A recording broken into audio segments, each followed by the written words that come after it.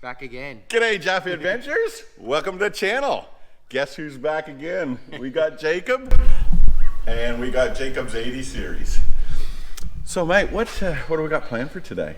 Oh, we're going to put in some new suspension, shocks and coils with some airbags in the rear. Nice. What brand did you end up going for? The Superior remote res shocks and the Dobinsons coils with the Airbag Man. Nice, remote resies. Yeah. That's pretty cool. Okay, what else have we got? And then we're going to use your awesome panel and welding skills to fix a little bit of rust in the firewall in the footwell. Yeah, which is amazing. Jacob mentioned to me that it's a common problem with 80 series, this rust in the firewall. Yeah, seen it on a few. Seen it on a few, yeah, and that really surprised me. I owned an 80 series for about 20 years. And I don't think I had a problem with it. Maybe I did. Oh, what you don't know can't hurt. Exactly. So anyway, why don't we get to welding this thing up? Oh, hang on. That's not it, is it? It's this one. Yeah. All right, well, why don't you unload the kit, mate, and then we'll back her in and we'll start stripping her down and put her together again. Yeah, okay.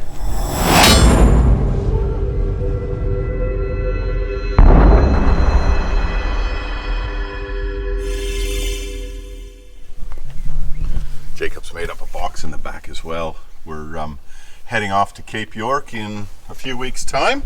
Not long now. Yep, so this is all trip preparation stuff, which is just awesome. Can't wait to get out there. So what he's got here is a couple of cuts. One there for the passenger side. Another one here for the driver's side. So we'll see how much we need. And here's all the other bits and pieces. Oh, that looks expensive. But probably not as expensive as the remote resies, I would think, hey? No. Oh, we're putting bags in too. Yes. That's right. Yeah, well, we had the coils. Yeah, for sure. Yeah, absolutely. I didn't realize we were doing bags. Hey, Jacob, he's sneaking in these extra jobs on me. If you want to get one thing done today, what would that be? The rust. The rust? Okay, then we'll start with the rust. Yep. Cool. Alrighty. We're going to be welding inside the car, and I don't want to put spatter all over his good interior or catch his car on fire, because I have been known to catch things on fire. Now you're telling me. Jacob's eyes just lit up like candles. Fire. Fire? Fire. Did he say fire? Here we are. Here's the bad boys. The really expensive bits. Open that up. Let's have a look-see. Ooh, so sexy! One of the Look at that, there. eh? Not bad. Not bad at all, mate. Very cool. All right, I'm going to get Jacob to back the truck in here so that we can strip the interior and get her ready to cut that rust out and then weld in those patch panels.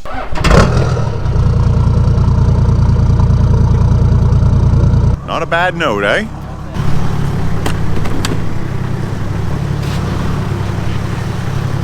That'll do you, mate. Righto. We need to strip the interior to get down to where that rust is, and we need to disconnect the battery so that we don't fry our electrics when we start welding. So you being the Sparky and everything. I can do the battery. You can do the battery? Very nice. Nice. And unfortunately, last time you were here, Jacob, I was the cameraman, so I didn't actually have to do anything this time. I actually got to do some work. So that's kind of screwy. That's kind of sucks. Yeah. I'll pull the carpet up first. Yep. And see whether I need to pull the seats out or not. Yep. Right, what do we got here? Yeah, there's the cancer there. Okay. Let's take this little foot pad off.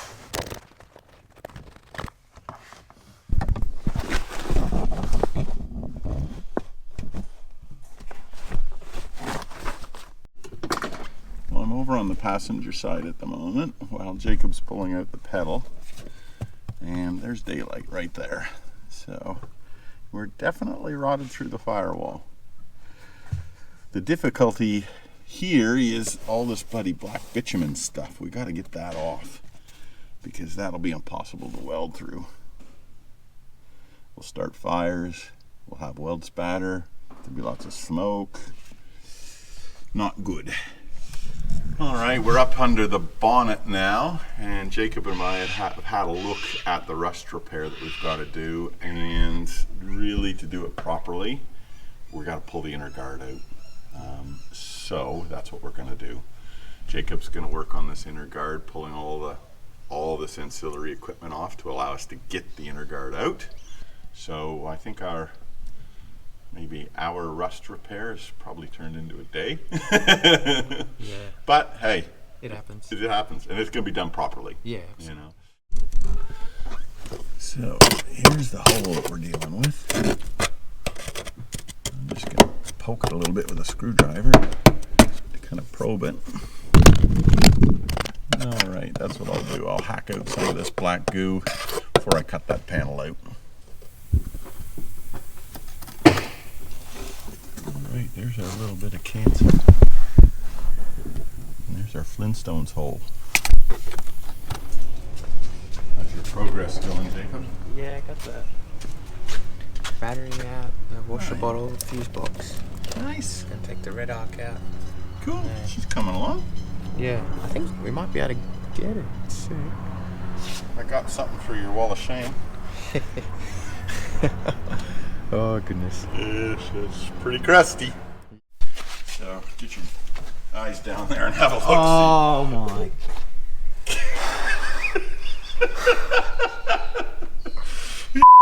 You're gonna have to beep that out. Yeah. That's significant. Wow. Like, because you got all that like that sound dampening, you'd never know, hey? No, exactly. And it just like sits under there. Yeah. Yeah, you can see the little cutout that you did, and then next to it, it's like it's like all those memes you see about rust finally come true. She does. Sonny, come here. I'm just gonna take a photo of that, Terry. Yeah, you can go for your life, mate. Maybe even a Snapchat to the boys. Yeah. Jacob's got a big group of friends that enjoy four-wheel driving together, and yeah, they would be quite interested to see what we're dealing with here. I'm never going to hear the end of this. I never heard the big end bearing jokes for like months. I'm still hearing it. Now I'm going to hear this. Yeah, that's right. Something to do with Flintstones. So we're cutting out the rust. Terry cut out a little bit, but it's a lot worse than we thought. Oh my lord. Howdy. Let's have a look-see. That's what we're dealing with at the moment. And to get a size perspective, there's my hand. So that's what we'll do. Our Saturday job has just turned into a weekend job, I think, and we'll be lucky to get the suspension in. But that's okay. We roll with these things. A few weeks to go before the trip, so all good. All right, there's the shrapnel that we pulled out of here. But that's it. We've got down to good steel now. So from a pinhole to 2.5 hands width. Jacob's still busy pulling this guard out, pulling this inner guard out. Not an easy exercise, mate. No, there's a lot of bolts. If you look at that hole, Yeah. right, the cut right at the very, very top. Yep, here. Is touching your inner guard. Yep. So if we were to put the patch panel in there and weld it in, I would actually probably fuse that inner guard to the inner floor, to the floor. Yep. Because that brace is broken, maybe we can just lever that inner guard down a little bit. Oh, yeah. Because it only needs, 5-10 mil worth of clearance. Yep. And then that might be able to weld it up, and then we push it back up and bolt it in place. Maybe. Yeah, okay. We'll give that a crack, because that'll be a damn sight easier than pulling the whole bloody guard out. Absolutely. All right, so Jacob has made some significant progress here. Yeah. We're not there yet, but bloody hell, mate, it's getting there. So what's the next move, mate? So we've got the outer guard off. Yep. We've got a few more bolts, maybe these ones. Yep. And these ones, and we'll be able to like move the inner guard hopefully forward, so that we can get so we can actually get in access there. Yep. Brilliant, mate. Well done. So I don't think we're actually going to have to pull the inner guard off on this side, because that flexes enough that we should be able to push that out of the road so that when I weld this up, it doesn't interfere with the floor skin.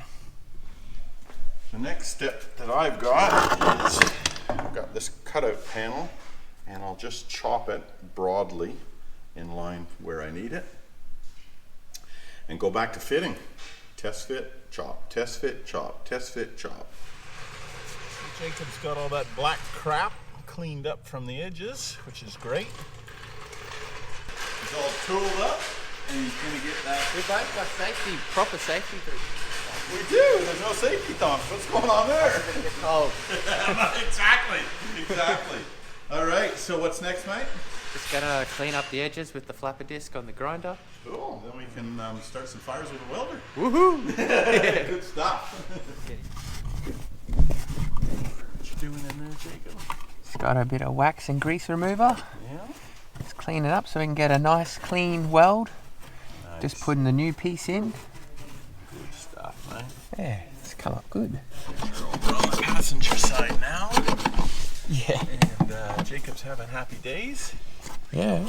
Cleaning that black tar crap off from around the perimeter. It's a lot easier than the other side.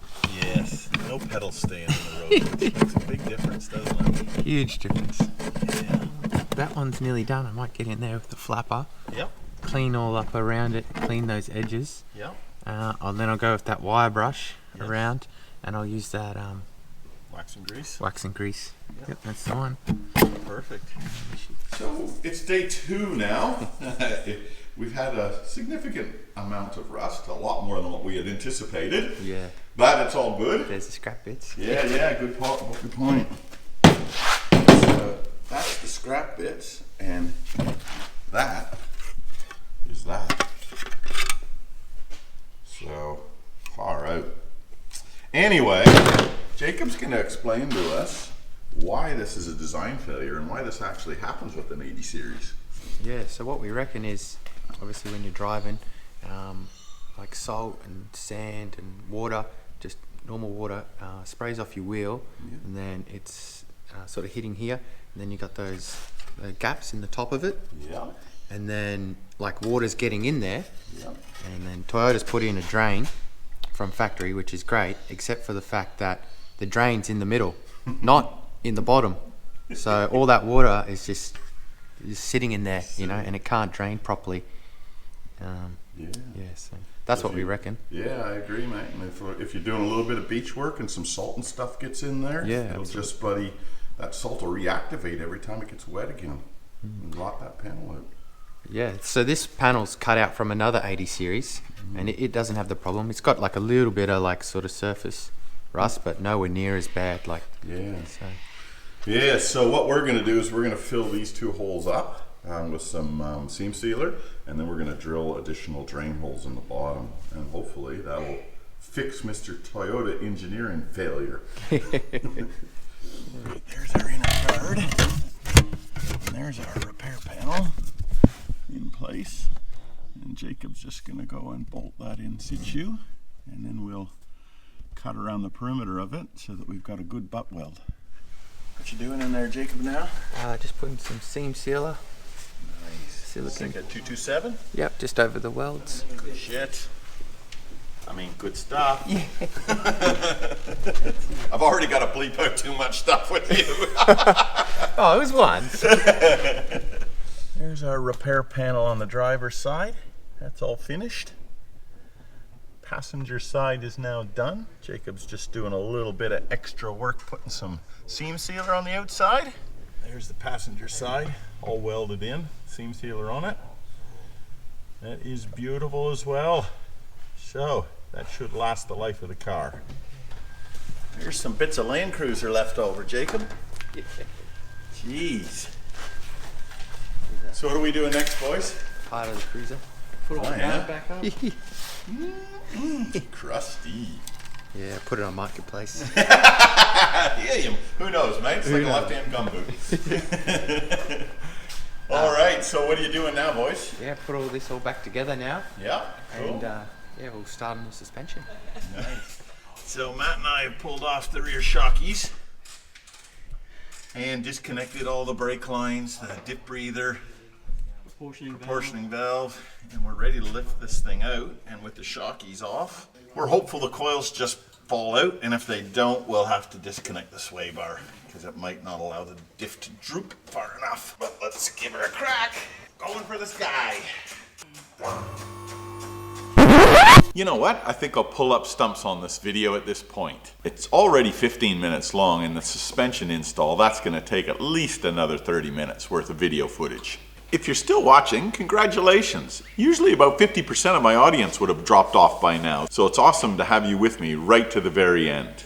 Now, as some of you are aware, I don't monetize my channel. And because I don't, YouTube doesn't run ads on it, and because they don't run ads on it, they don't actually promote it very widely. So the only way that I can get the Jafffa name and content out there is through you guys, liking, sharing, subscribing, doing all of that stuff that you see every other YouTube creator asking for.